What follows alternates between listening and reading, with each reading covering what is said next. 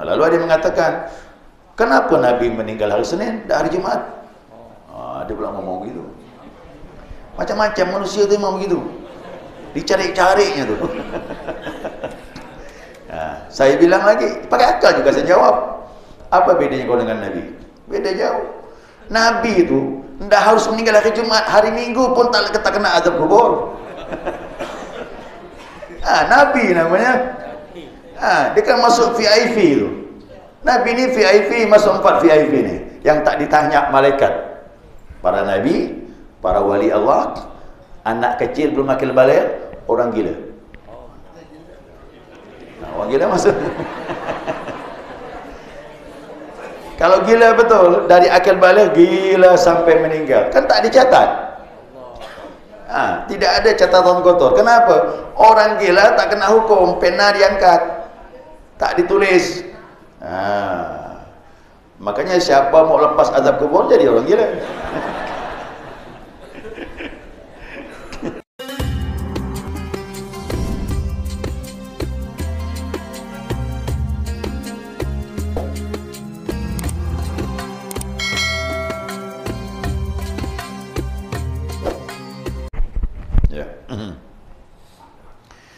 Jadi saya ulangi, yang menyatakan bahwasanya tidaklah aku menghafal atau mendengar surah Qaf wal Quranil Majid melainkan dari lisan Rasulullah SAW ketika beliau membacanya setiap hari Jumat di atas mimbar ketika khutbah, ketika khutbah di hadapan para sahabat. Rawahu Muslim, ini hadis riwayat Imam Muslim. Jadi di hadis ini ada kalimat yaqra'uha kulla jum'atin. Ia membaca setiap hari Jumat alal mimbar. Di atas mimbar. Berarti Nabi membacanya ini waktu khutbah, di atas mimbar. Mimbar udah jadi dah nih. Sebelumnya tidak ada mimbar.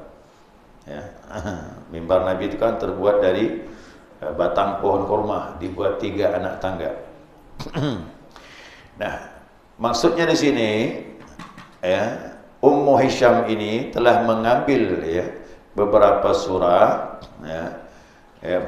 satu surah ini semuanya dalam satu waktu yang sama. Dari lisan Nabi Muhammad SAW. Waktu Nabi berkhutbah pada hari Jumat. Jadi mohon maaf ini surah bukan dipakai waktu salat, tapi Nabi menjelaskan surah ini waktu khutbah Jumat.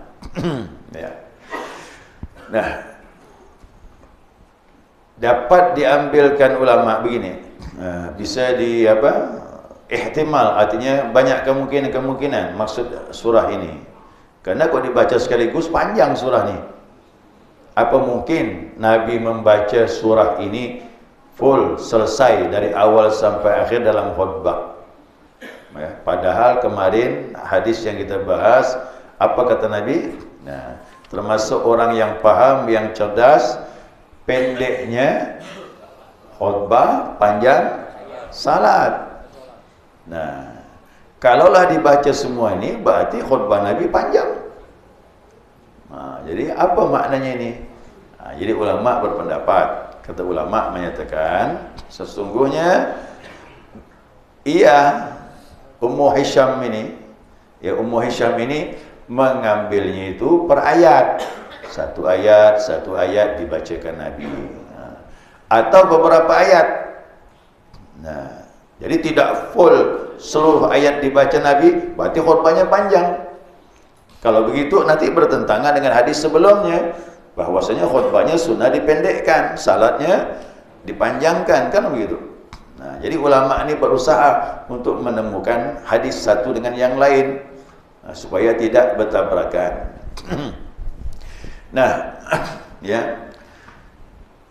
Dibacakan surah tersebut oleh Rasulullah SAW. Karena bacaan surah tersebut dengan sempurna waktu khutbah. Tapi ingat, tidaklah semuanya. Boleh jadi Ummu Hisham itu ikut salat Jumat ini beberapa ayat, nanti Jumat depan beberapa ayat. Makanya full lah dihafal surah ini dari mimbar, bukan dalam salat. Nah, semenjak Nabi menjelaskan dari atas mimbar itu surah Qaf, akhirnya aku hafal.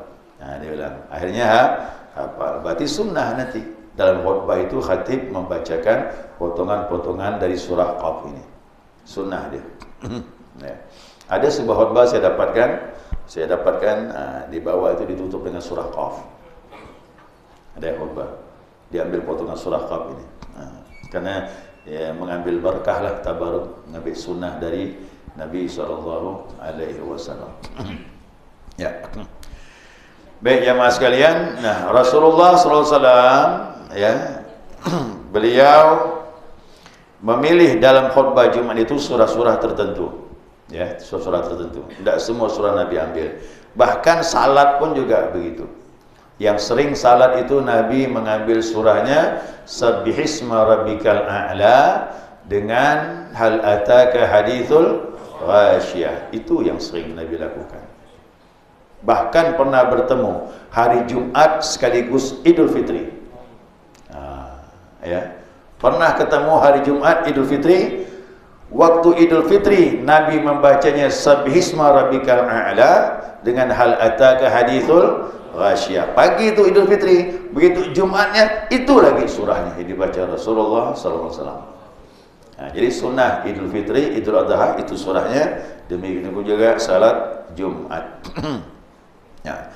Kenapa Nabi memilih surah tertentu? Karena surah Qaf ini, surah Qaf itu di sana menyebutkan tentang hari kebangkitan. Nah, ala dzikril ba'tsih. Jadi menyebutkan tentang hari kebangkitan.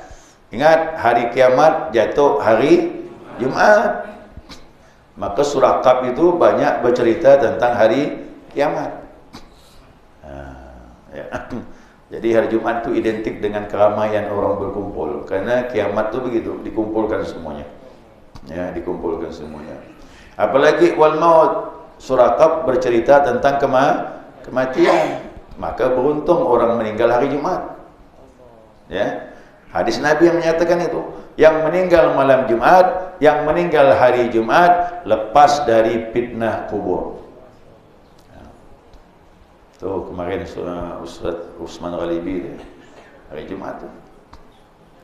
Pas Jumat, salat Jumat dia meninggal. Ya walaupun ditanamnya hari Sabtu tidak masalah, tapi sudah termasuk meninggalnya pada hari itu. Selesai salat Jumat lagi, insyaallah. Ya. Kemudian apa lagi? Wal mawa'idzus syadidah. Di situ ada tentang nasihat-nasihat yang keras. Karena Nabi itu membacakan ayat itu lantang tegas. Dalam hadis agak merah wajah Nabi kok cerita tentang agama. Jadi orang khutbah itu jangan lemah. Kalau lemah lesu tu tak ikut Nabi, nanti jamaah ngantuk. Dia harus tegas di mimbar ni. Biar naik semangat orang itu. Nabi begitu. Dalam hadis tu Nabi semangat seperti sedang memberi komando orang yang berperang. Gimana itu? Mana boleh lemah? Suaranya lantang, jelas, nampak tegap badan, wajahnya fokus pandangan. Itu khutbah Jumat. Bagusnya begitu. Tapi jangan juga menjerit. Menjerit pun tak bagus. Tidak etikanya. Ya. Yang penting tegas, hantam. Apalagi wazawajiril akidah. Di sana juga disebutkan larangan-larangan yang tegas dalam surah Qaf itu. Larangan-larangan yang tegas dari Allah Subhanahu wa taala. Untuk apa? Agar sahabat mengambil pelajaran. Kok saya bayangkan seandainya. Siapa yang bayangkan? Saya hidup zaman Nabi, dengarkan khutbah Nabi itu gimana, Pak? Ya kan? Kita mendengar ulama karismatik saja menyampaikan nyentuh di hati. Ya, apalagi kita duduk di majlisnya Rasulullah. Ya kan, Nabi menyampaikan khutbah, tentu menghujam dalam hati kita. Masuk langsung dalam hati itu. Bisa menggetarkan hati sahabat. Ya, itu hebatnya. Ucapan Nabi itu bersih dari hati. Ya, tembus dalam hati yang mendengar. Untuk apa kesemuanya itu? Wala yakunu al-isti'dad liyaumil akhir. supaya ada persiapan untuk menghadapi hari akhirat. Jadi inti khutbah itu mengingatkan tentang kematian, persiapan akhirat, berbuat baik di dunia. Itu intinya khutbah. Ya. Jangan bercerita hal-hal yang sifatnya melalaikan, yang kurang manfaat. Ya, cari cerita yang silanya membangkitkan iman. Ya, jangan cerita masalah khilafiyah di khutbah, tak bagus. Boleh belajar khilafiyah kita bahas, tapi untuk khutbah jangan. Untuk khutbah kita khusus beri nasihat. Ya, mau'izatun hasanah. Makanya intinya Jumat ini mengingatkan orang. Dalam 7 hari mungkin dia lupa, diingatkan. Ayo, jangan melenceng. Datang Jumat dengar, lurus lagi. Kok tak ada Jumat ni berbahaya. Majlis taklim belum tentu orang datang semua. Ya, belum tentu. Tapi kalau Jumat wajib 3 Jumat tak turun munafik dia. Ya, 3 Jumat tak turun munafik, dan yang khawatirkan ditutup dia punya hati. Begitu kata Nabi SAW. Ya. Nah, jadi dari hadis ini dapatlah hukum. Apa hukumnya kita ambil dalam hadis ini? Yang pertama, ya, dianjurkan untuk membaca firman Allah Subhanahu wa taala dalam khutbah. Maka disebutkan di sini karena Nabi menyebut surah Qaf, berarti wajib dalam khutbah ada baca Al-Quran. Kalau khatib tidak membaca ayat, batal khutbah. Batal khutbah, batal Jumat. Batal Jumat ganti dengan zuhur. Makanya dari hadis inilah diambil hukum. Maka khutbah Jumat harus ada baca ayat, minimal 1 ayat yang bisa dipahami. Namun ulama berpendapat tidak harus 2 khutbah, salah satu saja sudah memadai. Kalau 2 khutbah dibaca ayat, bagus malah. Boleh khutbah kedua, boleh khutbah pertama, terserahlah. Yang penting ada membaca ayat. Seandainya kita sudah belajar nih, kita dengar betul, ni khatib tidak ada baca ayat, tak menyinggung firman Allah, batal dia. Rukun khutbah ada 5 kemarin. Tahmid, alhamdulillah. Yang kedua, salawat kepada Nabi SAW. Yang ketiga, pesan takwa. 3 ini, yang 3 macam ini, wajib ada khutbah pertama dan wajib ada khutbah yang kedua. Nah, 2 yang terakhir ini boleh salah satu. Ya, yaitu firman Allah, minimal baca 1 ayat. Ya, yang kedua yaitu membaca doa ukhrawi. Allahumma ighfir lil muslimina wal muslimat wal mu'minina wal mu'minat. Nah, 2 yang terakhir ini boleh salah satu. Khutbah pertama boleh, khutbah kedua pun boleh. Tapi yang 3 ini wajib 2 khutbah. Tahmid, salawat, pesan takwa. Ingat pesan takwa jamaah, jangan keliru. Kalau seandainya khatib ada menyebutkan ati'ullah wa ati'ur rasul, sudah cukup. Taatlah kepada Allah dan taatlah kepada Rasul pun sudah memadai. Ya, sudah memadai itu. Kalau ada firman Allah dibacakan oleh khatib, wa may yuti'illah wa rasul, faqad faza fawzan azima. Siapa yang taat kepada Allah dan Rasul, sudah masuk dah tu. Berarti sudah ada pesan takwa. Dia tidak harus ittaqullah, tidak harus. Yang penting isinya ketaatan kepada Allah sudah masuk. Ya, sudah masuk.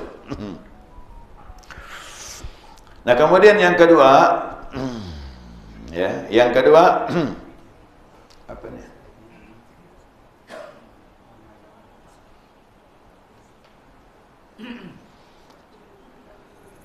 Yang kedua itu apa itu? Mengulang-ulang, ya. Mengulang-ulang nasihat dalam khutbah. Jadi apa yang diulang-ulang? Masalah kematian, masalah akhirat, itu penting loh. Ya, nasihat untuk berbuat kebaikan itu diulang-ulang setiap Jumat boleh. Karena kalau orang ingat mati, pasti ada persiapan berbuat baik. Kalau ingat akhirat, dia kepikir bekal. Apa bekal kau di akhirat nanti? Itu yang terpenting. Ya, jadi mengulang-ulang nasihat dalam khutbah. Kemudian yang ketiga, ini dia. Yang ketiga di sini, perempuan pun memperhatikan.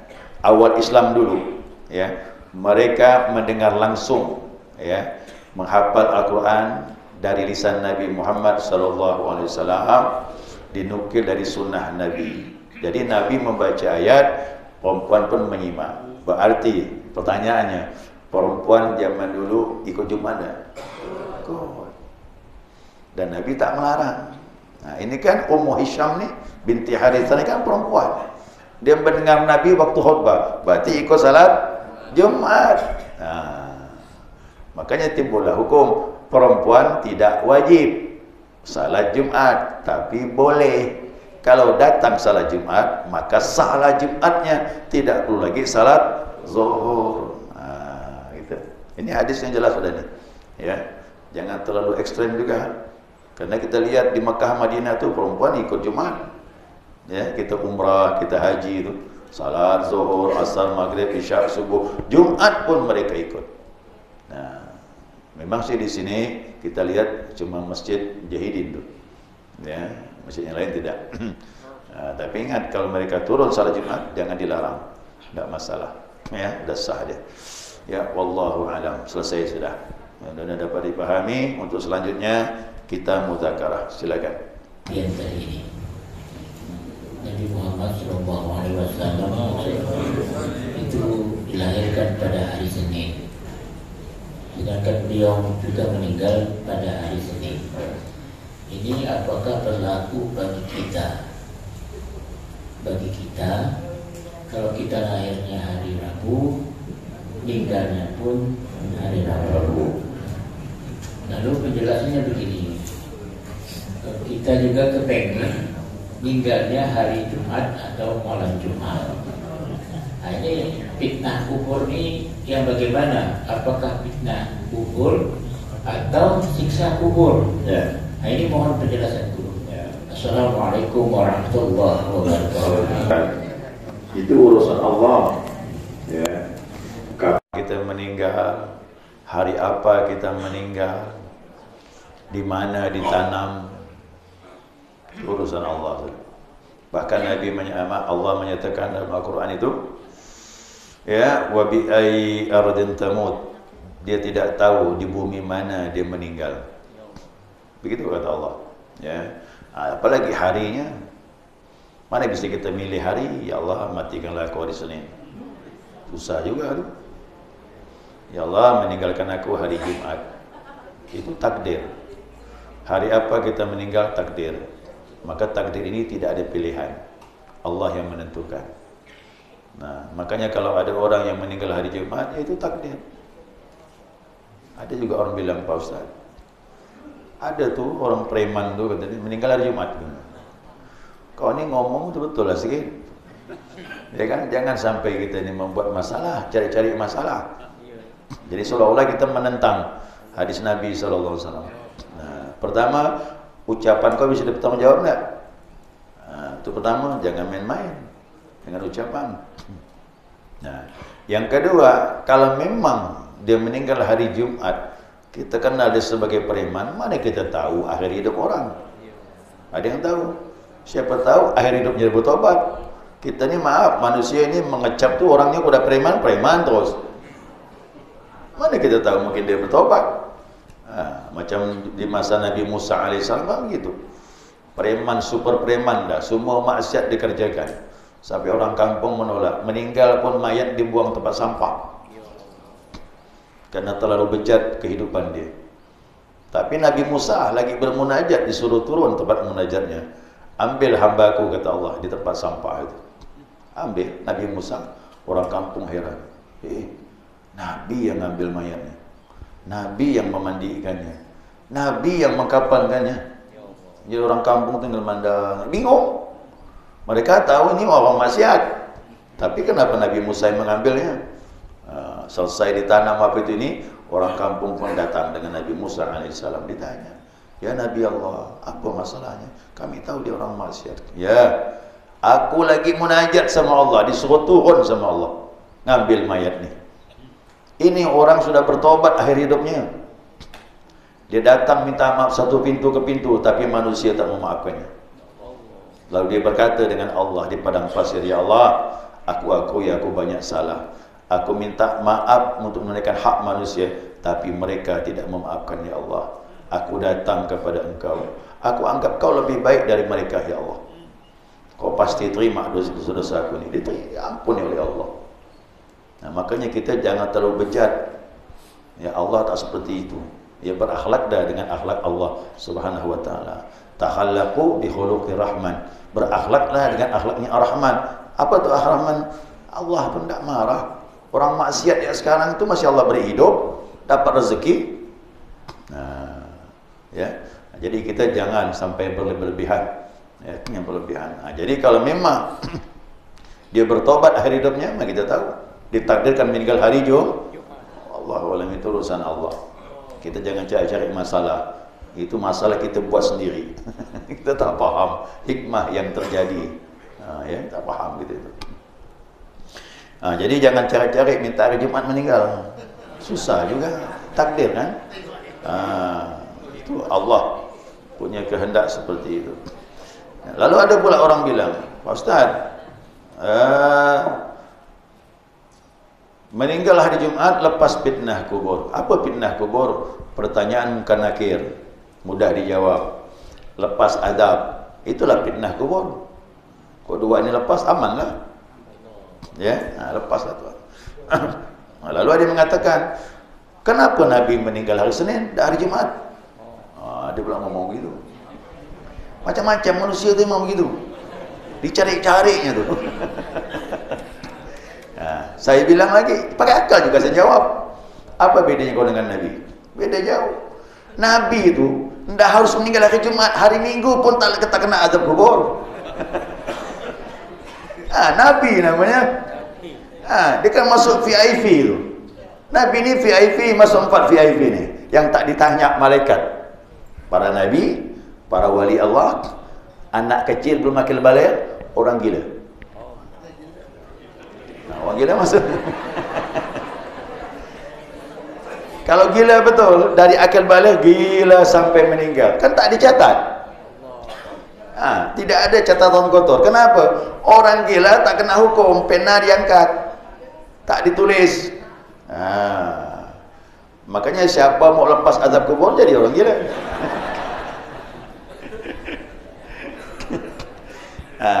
Tapi kalau dia umpamanya gilanya umur 30, masa akil baligh sampai umur 30 tu dihisab. Ya. Seandainya ada yang gila dari akil baligh, gila ni sampai usianya meninggal, lepas. Ya, tidak dihisab. Anak kecil diangkat pena. Orang gila diangkat pena. Orang yang tidur diangkat pena. Makanya kalau kita tidur nyenyak betul, seandainya bangunnya jam 6 pagi, betul-betul tak sadar sama sekali, langsung salat tidak berdosa.